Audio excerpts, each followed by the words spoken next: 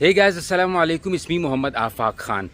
रमज़ान हो या ईद, हमारी मीडिया को अपनी औकात दिखाना बहुत ज़रूरी होता है। रिसेंटली एक शो में एक एक्टर को मौलाना फजल रहमान साहब की डमी बनाया गया, मतलब बाकायदा उसको नकली दाढ़ी लगवाई गई, उसको जो है वो पगड़ी पहनाई गई और वहाँ पर मज़ाहिया मुशायरा करने के लिए उसको बुलाया गया ताकि ऐसा लगे कि मौलाना फजल रहमान साहब आए हैं। अब देखिए, मौलाना फजल रहमान साहब इन लोगों की औकात से बाहर की शख्सियत हैं। इनको पता है कि इनके थर्ड क्लास शो में मौलाना फजल रहमान साहब जैसी बड़ी शख्सियत नहीं आएगी, तो ये लोग ये ख्याल भी नहीं करते कि भाई ठीक है, वो एक सियासी शख्सियत होने के साथ साथ एक आलिम दीन भी हैं, एक मजहबी शख्सियत भी हैं, लेकिन इसका भी इनको एहसास नहीं होता और डिसरिस्पेक्ट करने के लिए इस तरह के काम ये लोग कर जाते हैं। पहले भी किया हुआ है, पहले भी इनको गालियाँ पड़ी है, लेकिन कभी किसी ने इन लोगों का बॉयकॉट नहीं किया।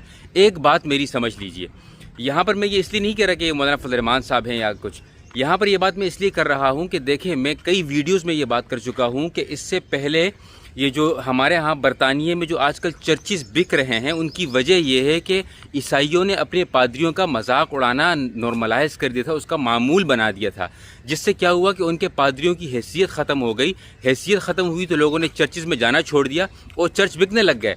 तो ये लोग यहाँ पर भी यही करना चाहते हैं कि भाई किसी तरीके से उलमा की हैसियत को ख़त्म कर दिया जाए, जिस तरीके से उनकी एक संजीदा शख्सियत होती है, उन चीज़ों को ख़त्म कर दिया जाए। तो उसके लिए लोग हर किस्म के हरबे इस्तेमाल करते हैं, कभी मजाक के नाम पर, कभी मुशायरे के नाम पर, कभी इस तरह की जो है वो थर्ड क्लास हरकतों के नाम पर।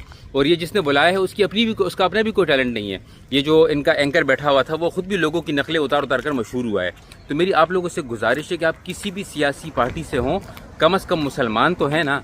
अगर मुसलमान हैं तो मुसलमान होने की हैसियत के मुताबिक आप लोग ये करें कि इस तरह के चैनल्स का बॉयकॉट करें।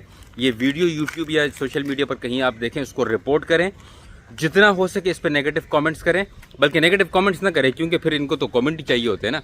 आप इनको ज़्यादा से ज़्यादा रिपोर्ट करें ताकि ये मैसेज हम लोग इन मीडिया वालों तक पहुंचा दें कि भाई हम इन चीज़ों को बर्दाश्त नहीं करेंगे। हमारे सियासी इख्तलाफात हो सकते हैं।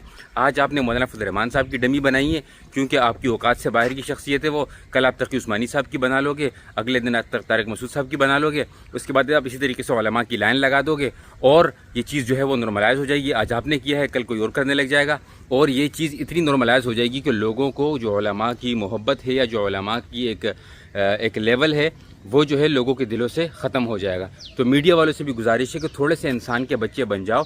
करोड़ों लोग हैं पाकिस्तान में, हज़ारों एक्टर है पाकिस्तान में, ऐसे हज़ारों लोग हैं जो आप पैसा न भी दें तो आ जाएंगे। टैलेंटेड लोग हैं पाकिस्तान में, भाई उनको बुलाओ ना। जब एक बंदा आपको मुँह नहीं लगाता, एक बंदे को आपकी हैसियत का पता है, एक बंदा आपकी औकात से बाहर है, तो वो काम करो जो आपकी औकात के अंदर का काम हो ना। आप एक काम कर भी नहीं सकते, उसको करने की कोशिश करते, फिर आपको गालियाँ भी पड़ती होंगी।